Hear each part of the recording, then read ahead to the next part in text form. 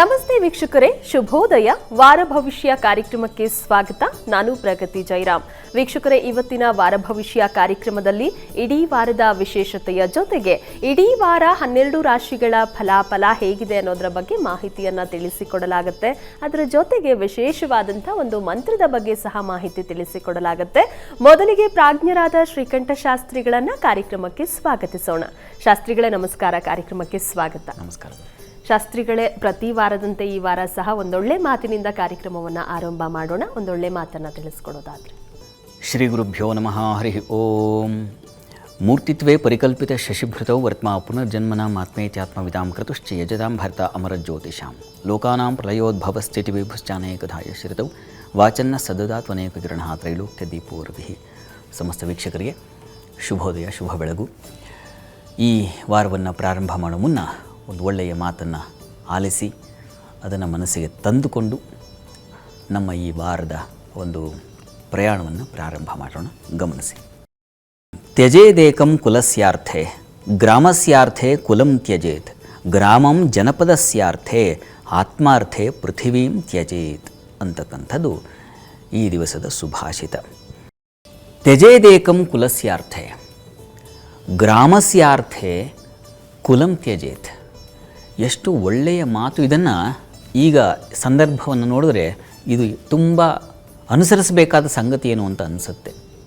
ಒಂದು ಕುಟುಂಬದಲ್ಲಿ ನಿಮಗೆಲ್ಲ ಗೊತ್ತಿರ್ತಕ್ಕಂಥದ್ದೇ ಈ ಮಾತು. ಒಂದು ಕುಟುಂಬದಲ್ಲಿ 4-6 ಜನ ಇದ್ದಾಗ ಒಬ್ಬನಿಂದ ತೊಂದರೆ ಆಗ್ತಾಯಿದೆ ಆ ಕುಟುಂಬಕ್ಕೆ ಅಂದರೆ ಆ ಒಬ್ಬನನ್ನು ಬಿಟ್ಟುಬಿಡಬೇಕಂತೆ, ಕುಟುಂಬದಿಂದಲೇ ತೆಗೆದುಹಾಕ್ಬಿಡ್ಬೇಕಂತೆ. ಒಂದು ಇಡೀ ಗ್ರಾಮಕ್ಕೆ ಒಂದು ಕುಟುಂಬದಿಂದ ತೊಂದರೆ ಆಗ್ತಾ ಇದೆ ಅಂದರೆ ಅಷ್ಟು ಗ್ರಾಮದ ಚಿಂತನೆಯನ್ನು ಮಾಡಬೇಕಾಗತ್ತೆ ನಾವು. 1000 ಜನ ಇರ್ತಕ್ಕಂಥ ಒಂದು ಗ್ರಾಮದಲ್ಲಿ ಒಂದು ಕುಟುಂಬದಿಂದ 4 ಜನರಿಂದ ತೊಂದರೆ ಆಗ್ತಾ ಇದೆ ಅಂದರೆ ಅವ್ರನ್ನ ತಗೊಂಡು ಹೋಗಿ ಊರಿಂದ ಆಚೆಗೆ ಹಾಕಬೇಕು ಅಥವಾ ಅವ್ರನ್ನ ಇಲ್ಲವಾಗಿಸಬೇಕು ಅಂತ ಹೇಳುತ್ತೆ. ಅದೇ ರೀತಿಯಲ್ಲಿ ಒಂದು ದೇಶಕ್ಕೆ ಒಂದು ಜಿಲ್ಲೆಯಿಂದಲೋ ಅಥವಾ ಒಂದು ರಾಜ್ಯದಿಂದಲೋ ತೊಂದರೆ ಆಗ್ತಾ ಇದೆ ಅಂದರೆ ಅದನ್ನು ಅಷ್ಟರ ಮಟ್ಟಿಗೆ ಅವಾಯ್ಡ್ ಮಾಡಬೇಕಾಗತ್ತೆ ಅಥವಾ ಅದನ್ನು ತೆಗೆದುಹಾಕಬೇಕಾಗತ್ತೆ, ಅದನ್ನು ಸೇರಿಸ್ಕೊಳ್ಳದೆ ಇರಬೇಕಾಗತ್ತೆ ಅಂತ ಹೇಳುತ್ತೆ.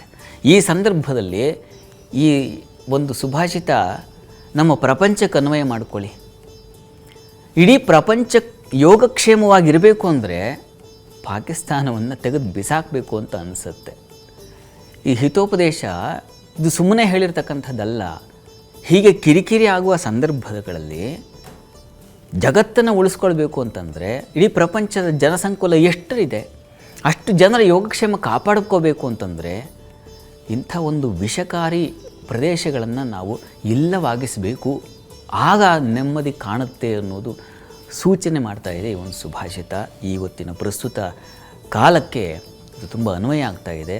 ಅದನ್ನೇ ಬಹುಶಃ ನಮ್ಮ ಪ್ರಧಾನಿಗಳು ಮತ್ತು ಅವರ ತಂಡ ಚಿಂತನೆ ಮಾಡ್ತಾ ಇದೆ ಅಂತ ಭಾವಿಸ್ಕೊಳ್ಬೇಕಾಗತ್ತೆ ಈ ಸಂದರ್ಭದಲ್ಲಿ. ಇರಲಿ, ಅಂತೂ ಯಾರಿಂದ ಕಿರಿಕಿರಿ ಹೆಚ್ಚು ಜನರಿಗೆ ಒಬ್ಬರಿಂದಲೋ ಅಥವಾ ಕಡಿಮೆ ಜನರಿಂದ ಕಿರಿಕಿರಿ ಆಗ್ತಾ ಇದೆ ಅಂದರೆ ಅವರನ್ನು ಅಳಿಸೋದು ಬಹಳ ಒಳ್ಳೆಯದು. ಅದು ಈ ಸುಭಾಷಿತ ತಾತ್ಪರ್ಯ. ಸರಿ ಶಾಸ್ತ್ರಿಗಳೇ, ಒಂದೊಳ್ಳೆ ಮಾತಿನ ಮೂಲಕ ಕಾರ್ಯಕ್ರಮವನ್ನು ಆರಂಭ ಮಾಡಿದ್ದೀರಾ. ಈ ವಾರದ ವಿಶೇಷತೆ ಯಾವ ರೀತಿಯಾಗಿದೆ ಅನ್ನೋದ್ರ ಬಗ್ಗೆ ವೀಕ್ಷಕರಿಗೆ ತಿಳಿಸ್ಕೊಡೋದಾದ್ರೆ. ಇಡೀ ವಾರ ಏನನ್ನು ಒಳಗೊಂಡಿದೆ, ನಾವು ಈ ಇಡೀ ವಾರ ಏನನ್ನು ಒಳಗೊಂಡಿದೆ, ಯಾವ್ಯಾವ ಪ್ರಮುಖ ಸಂದರ್ಭಗಳನ್ನು ನಾವು ಕಾಣ್ತೀವಿ ಅದನ್ನು ಸೂಚಿಸ್ತಕ್ಕಂಥ ಒಂದು ಕೋಷ್ಟಕ, ಅದನ್ನು ಗಮನಿಸಿ. ಈ ವಾರದಲ್ಲಿ ನಾವು ಮೊದಲಿಗೆ ಕಾಣ್ತಕ್ಕಂಥದ್ದು ಮೇ 4ನೇ ತಾರೀಕು.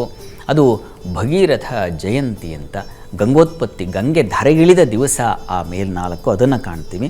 ಅದಾದಮೇಲೆ 6ನೇ ತಾರೀಕು ಮಂಗಳವಾರ ಬುಧನ ಒಂದು ಸಂಕ್ರಮಣ ಇದೆ. ಇಷ್ಟು ದಿವಸ ನೀಚ ಸ್ಥಾನದಲ್ಲಿದ್ದಂತಹ ಬುಧ ಮೇಷರಾಶಿಯನ್ನು ಪ್ರವೇಶ ಮಾಡ್ತಾನೆ. ಮೇಷ ಸಂಕ್ರಮಣವಾಗುತ್ತೆ, ಮೇಷರಾಶಿಗೆ ಬುಧ ಬರ್ತಾನೆ. ಇನ್ನು ಮೇ 7ನೇ ತಾರೀಕು ಬುಧವಾರ ವಾಸವಾಂಬ ಜಯಂತಿ ಇದೆ. ಆ ದಿವಸ ತುಂಬ ಪವಿತ್ರವಾದ ದಿವಸ ಅಂತ ಪರಿಗಣನೆ ಮಾಡಲಾಗುತ್ತೆ.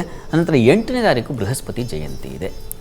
ಈ ದಿವಸ ಭಗೀರಥ ಜಯಂತಿ, ಗಂಗೋತ್ಪತ್ತಿ ಅಂತಲೂ ನಾವು ನೋಡಿದ್ವಿ ಅಲ್ವಾ.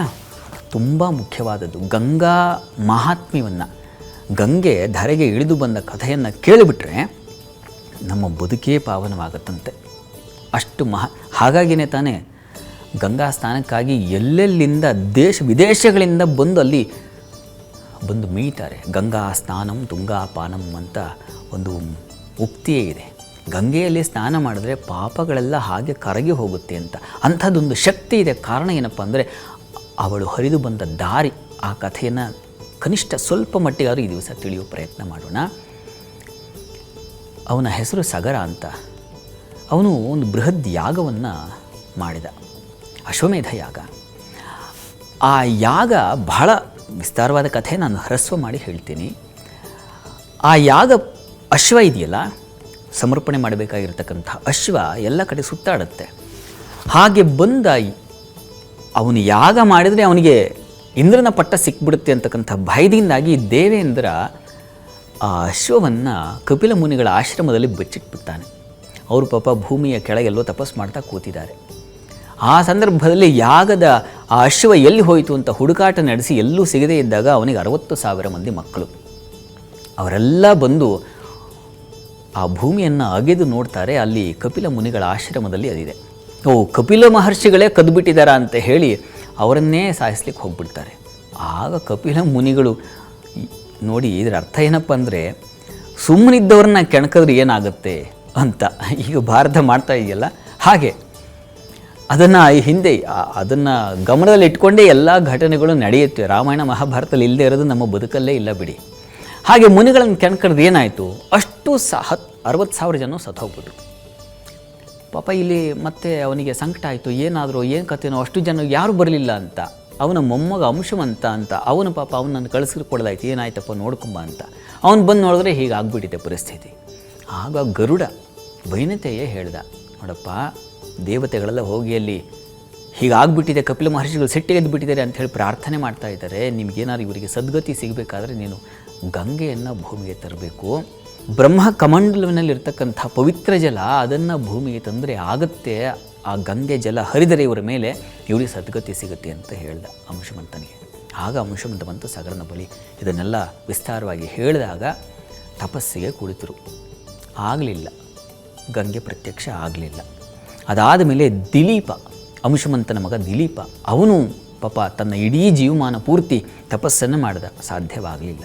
ದಿಲೀಪನ ಮಗ ಭಗೀರಥ, ಅವನು ಕುರಿತು ತಪಸ್ಸನ್ನು ಮಾಡಿದ ಬ್ರಹ್ಮನನ್ನು. ಬ್ರಹ್ಮ ಬಂದು, ಅಪ್ಪ ನಾನು ಕಳಿಸ್ಲಿಕ್ಕೆ ಸಿದ್ಧ, ಆದರೆ ನೀನು ಗಂಗೆಯನ್ನು ಒಂದು ಸಲ ಕೇಳು ಅಂತ. ಗಂಗೆ ನಾನೇನಾದರೂ ಹರಿದು ಬಂದುಬಿಟ್ರೆ ಭೂಮಿ ಇರುತ್ತಾ? ಸಾಧ್ಯವಿಲ್ಲ. ನನ್ನನ್ನು ತಡೆದು ನಿಲ್ಲಿಸಲಿಕ್ಕೆ ಯಾರನ್ನಾದರೂ ಒಂದು ಶಕ್ತಿವಂತನನ್ನು ಕೇಳ್ಕೊ ಅಂದಾಗ ಶಿವನನ್ನು ಪ್ರಾರ್ಥನೆ ಮಾಡಿದ. ಆಗ ಶಿವ ತನ್ನ ಜಟಾಜೂಟದಲ್ಲಿ ಬಂಧಿಸಿ ಹೊರಟೆ ಹೋಗಿಬಿಟ್ಟ. ಪಾಪ ಭಗೀರಥ ಮತ್ತೆ ಶಿವನನ್ನು ಕುರಿತು ತಪಸ್ಸು ಮಾಡಿದ. ಅಪ್ಪ ನಾನು ಕೇಳ್ತಾ ಇರೋದು ಗಂಗೆ ಭೂಮಿ ಕಳಿಸು ಅಂದರೆ ನೀನೇ ತಗೊಂಡು ಹೋದರೆ ಕಥೆ ಏನಪ್ಪ ಅಂತ. ಆಮೇಲೆ ಪರಶಿವ ಒಂದು ಬಿಂದುವಿನಿಂದ ತನ್ನ ಜಟೆಯ ಒಂದು ಬಿಂದು ಸರೋವರ ಅಂತ ಈಗ ನಾವು ಹಿಮಾಲಯದಲ್ಲಿ ಕಾಣ್ತೀವಲ್ಲ, ಅಲ್ಲಿಗೆ ಹರಿದು ಬಂದಳು ಗಂಗೆ. ಅಲ್ಲಿಂದ ಮತ್ತೆ ಹಾಗೆ ಬರುವಾಗ ಜಹ್ನು ಮಹರ್ಷಿಗಳ ಆಶ್ರಮ, ಆ ಆಶ್ರಮವನ್ನೇ ಕೊಚ್ಕೊಂಡು ಹೋಗ್ಬಿಟ್ಲು. ಹಾಗಾಗಿ ಜಹ್ನುಗಳು ಕಿವಿಗಳ ಅಪೋಷಣ ತೊಗೊಂಡ್ಬಿಟ್ರು. ಆಮೇಲೆ ಜಹ್ನುಗಳ ಪ್ರಾರ್ಥನೆ ಮಾಡಿದ್ದಾಯಿತು, ಸ್ವಾಮಿ ದಯವಿಟ್ಟು ಬಿಡಿ, ಅಲ್ಲಿ ಸದ್ಗತಿ ಬೇಕಾಗಿದೆ ಗಂಗೆ ಅಂತ. ಅವರ ಕಿವಿಯಿಂದ ಗಂಗೆ ಬಂದಳು. ಹಾಗಾಗಿ ಜಾಹ್ನವಿ ಅಂತ ಆಕೆಗೆ ಹೆಸರಾಯಿತು. ಹೀಗೆ ಹರಿದು ಬಂದ ಗಂಗೆ ಅಲ್ಲಿ ಹರಿದು ಅವರಿಗೆ ಸದ್ಗತಿಯನ್ನು ಕೊಟ್ಟಳು. ಹೀಗಾಗಿ ಗಂಗೆಯ ಆ ಒಂದು ಸನ್ನಿಧಾನದಲ್ಲಿ ಯಾರಾದರೂ ಸ್ನಾನವನ್ನು ಮಾಡಿದ್ರೆ, ಗಂಗಾ ಜಲವನ್ನು ನಾವು ಅಭಿಮಂತ್ರಣ ಮಾಡಿಕೊಂಡ್ರೆ ಅಂಥದ್ದೊಂದು ಮೋಕ್ಷ ಪ್ರಾಪ್ತಿಯಾಗುತ್ತೆ. ಶಿವನ ಶಿರಸ್ಸಿನಿಂದ, ಬ್ರಹ್ಮನ ಕಮಂಡಲವಿನಿಂದ ಮತ್ತು ಹರಿಯ ಪಾದದಿಂದ ಬ್ರಹ್ಮ ಒಂದು ಕಾಲದಲ್ಲಿ ಹರಿಯ ಪಾದಗಳನ್ನು ತೊಳೆದಕ್ಕಾಗಿ ಆ ಕಮಂಡಲದಲ್ಲಿರ್ತಕ್ಕಂಥ ನೀರನ್ನು ಉಪಯೋಗಿಸಿರ್ತಾನೆ. ಹಾಗಾಗಿ ಮೂರು ಅಂದರೆ ಯಾರನ್ನ ತ್ರಿಮೂರ್ತಿಗಳು ಅಂತ ಕರಿತೀವೋ ಆ ತ್ರಿಮೂರ್ತಿಗಳಲ್ಲೂ ಅವಳು ಸೇವೆ ಮಾಡಿದಂಥವಳು. ಹಾಗಾಗಿ ಅದೊಂದು ವಿಶೇಷವಾದ ನದಿ ಅಂತ ಅನ್ನಿಸ್ಕೊಂಡಿದೆ. ಅದು ಕೇವಲ ನದಿಯಲ್ಲ, ಅದು ದೇವಜಲ. ಹೀಗಾಗಿಯೇ ಆ ಭಾವನೆಯಲ್ಲೇ ನಾವೆಲ್ಲ ಗಂಗೆ ಕಾಶಿಗೆ ಹೋಗೋದು. ಯಾಕಪ್ಪ ಅಂತಂದರೆ ಗಂಗೆಯಲ್ಲಿ ಮಿಂದೇಳಲಿಕ್ಕೆ. ಅಲ್ಲಿ ಗಂಗೆಯಲ್ಲಿ ಮಿಂದರೆ ನಮಗೆ ಈ ಜನ್ಮದಲ್ಲಲ್ಲ, ಎಷ್ಟೋ ಜನ್ಮಗಳ ಪುಣ್ಯವೆಲ್ಲ ಪಾಪವೆಲ್ಲ ಕಳೆದು ಹೋಗಿ ಪುಣ್ಯ ಸಂಪಾದನೆ ಆಗುತ್ತೆ ಅಂತಕ್ಕಂಥ ಒಂದು ನಂಬಿಕೆಯಿಂದ ಆ ಗಂಗೆಯ ಪ್ರಾರ್ಥನೆಯನ್ನು ಮಾಡ್ತೀವಿ. ಅಂಥ ಒಂದು ಪರಮ ಪವಿತ್ರವಾದ ಗಂಗೆ ಧರೆಗಿಳಿದ ದಿವಸ ಈ ದಿವಸ. ಹೀಗಾಗಿ ನಾವು ಗಂಗೆ ಸ್ಮರಣೆಯನ್ನಾದರೂ ಮಾಡಬೇಕು. ನಾವು ಹೋಗೋಕ್ಕಾಗುತ್ತಾ ಈಗ ಗಂಗಾ ಸ್ನಾನ ಮಾಡಬೇಕು ಅಂತ ಅಪೇಕ್ಷೆ ಇರುತ್ತೆ, ಯಾರಿಗಿಲ್ಲ.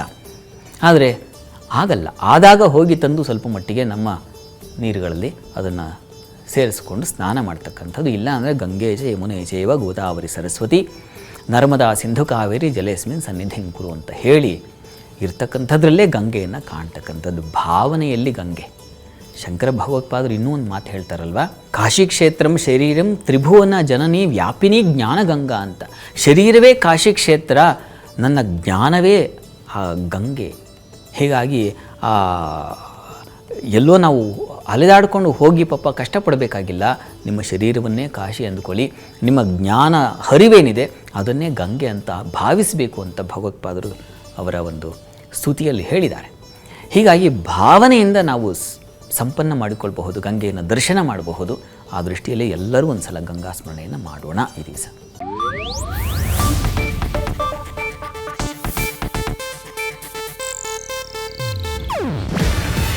ಇದು ಏಷ್ಯಾನೆಟ್ ನ್ಯೂಸ್ ನೆಟ್ವರ್ಕ್ ಪ್ರಸ್ತುತಿ.